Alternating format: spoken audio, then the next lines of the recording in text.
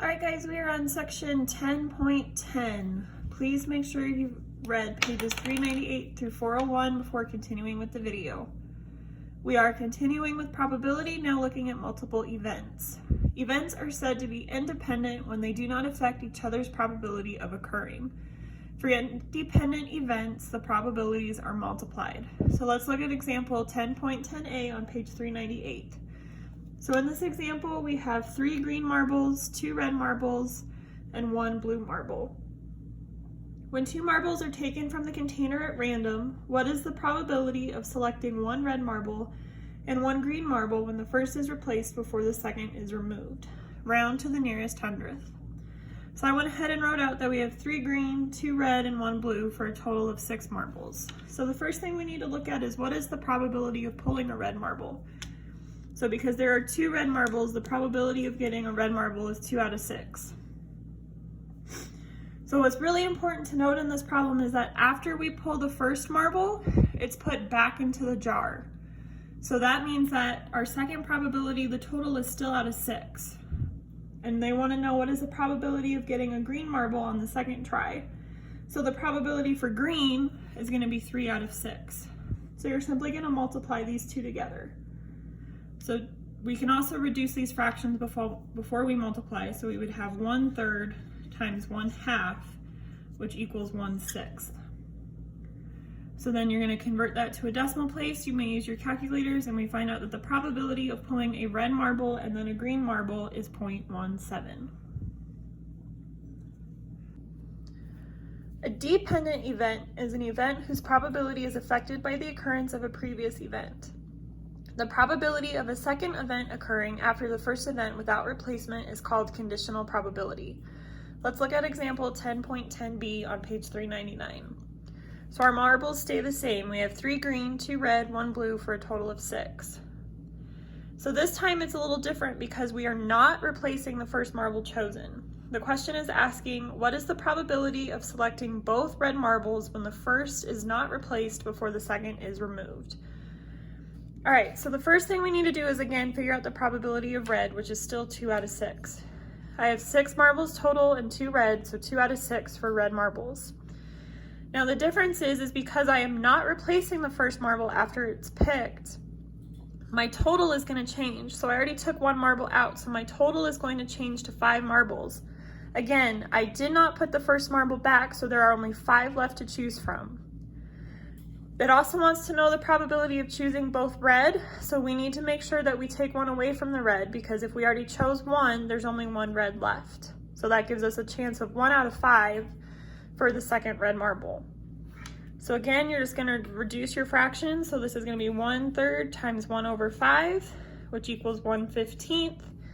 And again, you'll use your calculator to change that into a decimal. And so the probability of choosing both red marbles, one after the other, without replacing the first marble is 0.07. All right, so now let's look at practice problems 2, 4, and 6. So when we read the directions, it says determine the probability of each event given the following scenario. Express each probability as a reduced fraction and as a decimal. Round repeating decimals to the nearest hundredth. So a jar contains 3 red wooden balls, 2 white wooden balls, and 5 green wooden balls. 2 balls are removed from the jar in succession. So I've already written out we have 3 red, 2 white, and 5 green for a total of 10.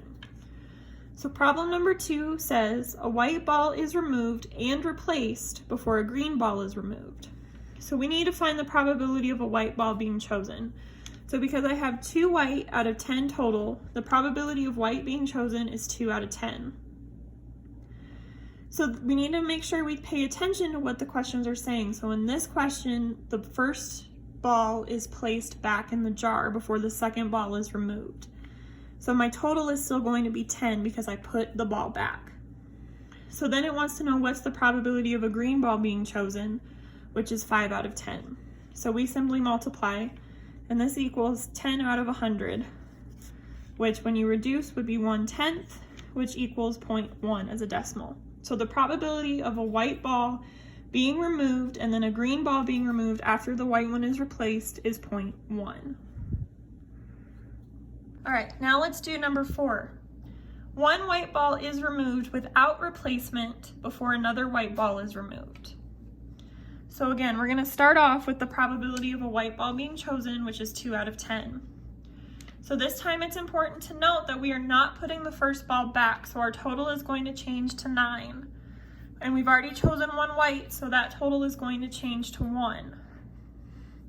And now you simply multiply. You get 2 out of 90, which reduces to 1 over 45, which when you divide and convert to a decimal equals 0.02. So the probability of one white ball being chosen and then another white ball being chosen after the first one is not replaced is 0.02. All right, and number 6. A white ball is removed and not replaced before a green ball is removed.